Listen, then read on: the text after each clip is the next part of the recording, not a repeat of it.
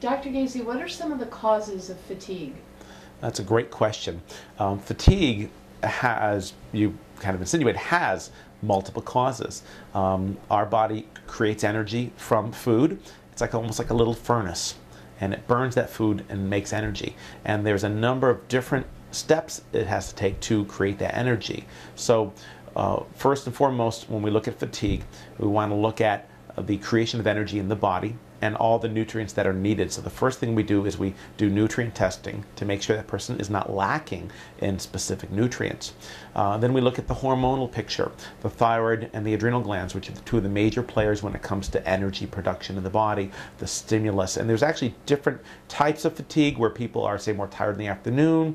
That would kind of give us an inkling that it was more one hormonal picture versus someone who's tired all the time and they're depressed. That would be a different hormonal picture. So we look at the hormonal balance in the body.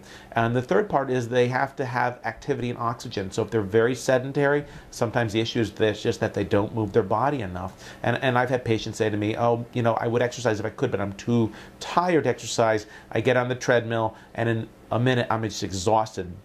We have a treatment called oxygen therapy, which works fantastic for that. They do 5 minutes or so with oxygen, and they find they have more energy, they can keep going. So we actually can help them rebuild their energy, rebuild their endurance, and then they can go home and they'll be able to do more exercise at home, and that builds their stamina.